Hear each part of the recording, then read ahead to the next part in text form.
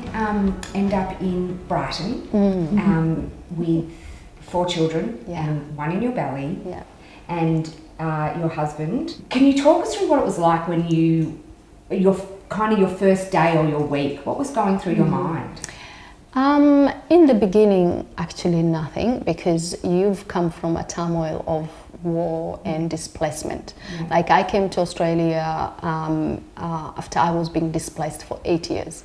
So I was kind of not in a place that I called home for 8 years. Yeah. So coming into this setting, I felt like, whoa, you know, my journey's ended now. It's a new beginning, and it's all like, I'm a mother. I just want my kids to have a life. Yeah. And I think coming from a communal also culture, you've come from that dependency, that space of, you know, all communal. So you don't know much about your independence. Yes. And you're not craving anything more for yourself than what you have, you know. So you have a home, you have your kids, they're going to school now, because my children weren't going to school when we came.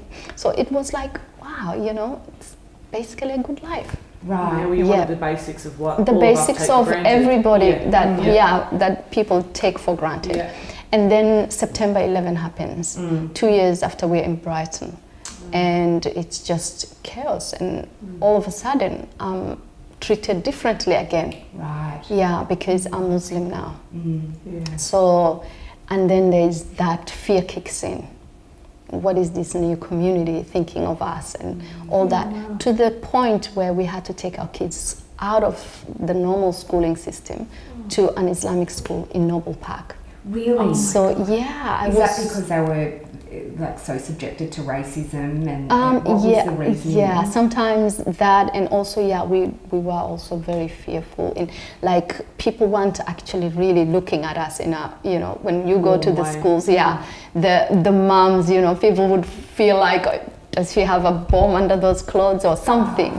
So I could feel, and you know, communication sometimes is way more than words. Yeah, and the assumptions, the ones that are on your face and people tell you, are so much better than the quiet ones.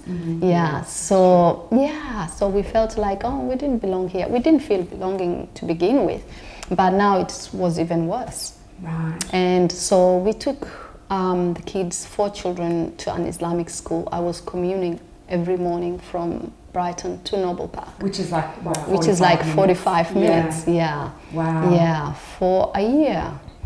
And I think, you know, it was really hard. So my daughter, my youngest, reached the age of kinder, 4 years old, and we were just looking for a kinder around in Brighton.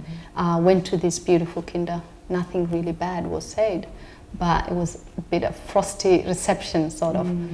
And when we came out, Sarah said, "Mum, did they not want me because I'm black?"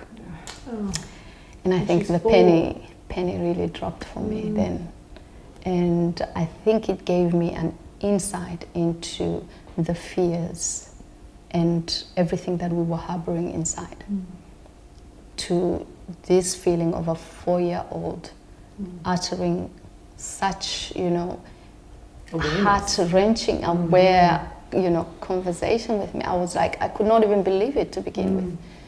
And that, I think, changed the trajectory of our family and the decisions that we made from there on. So that was kind of your, right, we've got to make a change here. Yeah, it was an aha moment that really I had to get out of my, you know, comfort zone and go, well, you know, I know about community, and this community cannot be that bad. I have to go and know what is behind these closed doors. So that was the beginning of my journey.